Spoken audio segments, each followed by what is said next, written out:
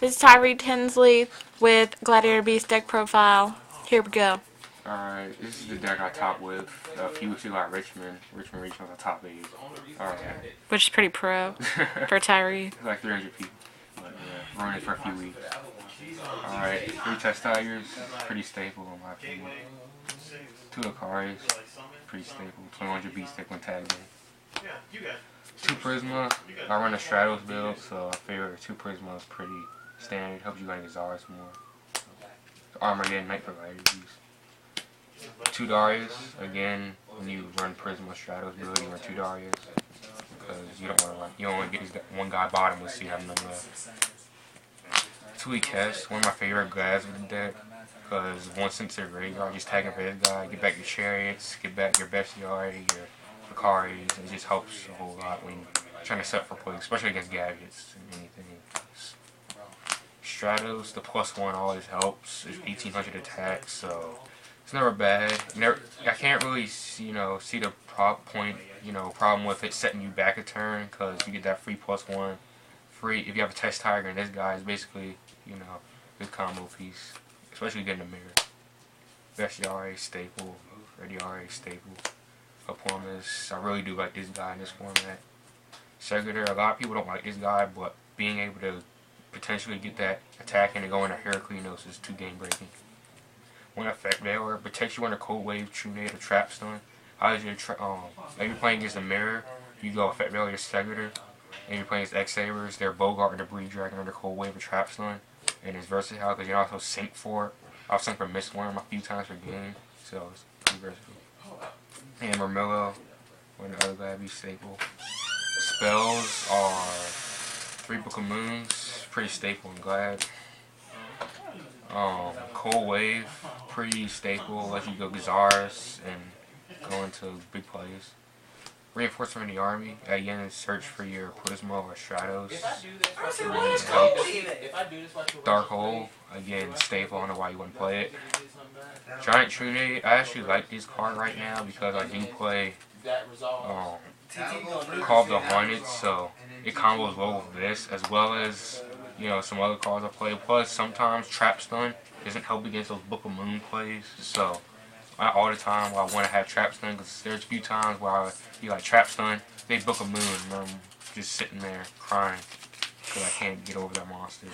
So I kind of like this card because when you usually do this, you go into Heraclino, so it's just pretty good to play here. Monster, you want stable. Sword Zero and Light is actually a pretty good card. I'll play 1 just because you can only play 1, but You can only play 1. It's true. I like this card because it helps a lot against a gadget matchup, because they have few outs for this card and let you set up your plays. And the mirror match with people dropping their MSTs from that deck, you can just play this card, and if you have some back row protection, you don't have to worry about your monsters dying. So your chariots now become not much of a liability in a mirror match, as well as it helps against random 18-minute matchups where you just can't get your plays set up because they're trying to beat you over the head with their big 1900 monsters. So helps you slow down their tempo. I think that was all the spells. The rest, now we're going to the traps. 2 Trap Stuns. Again, I don't run 3 because I run True Nade. This card is amazing as it lets you go into big plays. Dodging your solid warnings when activating a standby phase, and chain to a bottomless or oppression just allows you to go, just clear the whole back row. I really do like this card, this format. 2 bottomlesses are stable, in my opinion. 2 Wood Chariots because I run the Prisma Stratos build, and 3 will be clogging up because I don't like drawing this and road in my opening hand, as this chariot would not be alive for like 2 more turns, and I pretty much draw it a lot. And if I get at least draw at least 1, I know I'll be able to use it for the rest of the game because of Ekes getting them back in my hand. So 2D Prisons, pretty stable in my opinion. This card is amazing. Allows you to die, they attack with Sang and thinking they're going to get a quick 1000 and you deprison it, then it just wrecks them, or you just deprison Dark Soul, Emmer's Blade, and the Mirror on this card. Just don't get traps. 2 Solemn Warnings, again, it's a pretty ridiculous card. It stops basically anything you want. The 2000 life point cost really doesn't matter that much. It wins you the game. A lot of people play this card wrong, but if you play it right, then it pretty much just wins you the game.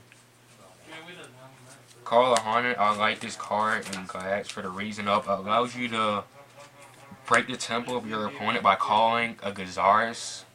You know, if they somehow send a Gazaris to the graveyard, like they Dark Hole, go Monster Reborn your Gazaris. You chain call target Gazaris, pop 2 of their cards. Or they go Cold Wave or Trap Stun. You chain call Gazaris target 2. Or just bring back a Prisma, send Bestiary Gazaris. It helps set up for big plays in the deck. Also calling Stratos if they happen to MST it or something. So Grow Oppression, again, I run it over the 3rd warning because it covers ground that warning doesn't. As in, if I don't have those 2,000 to pay, or I really don't want a warning, something like, I don't like warning Cyber Dragon, so I'll just flip this up, Trap Stun next turn, Gazars their board, and tag out, so they're still under oppression, and I have 2 monsters on the board, like Akari, and I have a War Chariot. This basically locks the game with X-Sabers, or the Mirror if you have a Akari, or Harpomas on the board. It's pretty ridiculous in a lot of matchups. Solemn, pretty staple, and Mirror Force. It is 41 cards in the deck. So when's your next tournament? I might be going to Rockville or Philadelphia YC or the Philadelphia YCS. I'm not sure yet. I'll probably be playing this or a similar build to this. And we know you're going to top. Not really, but.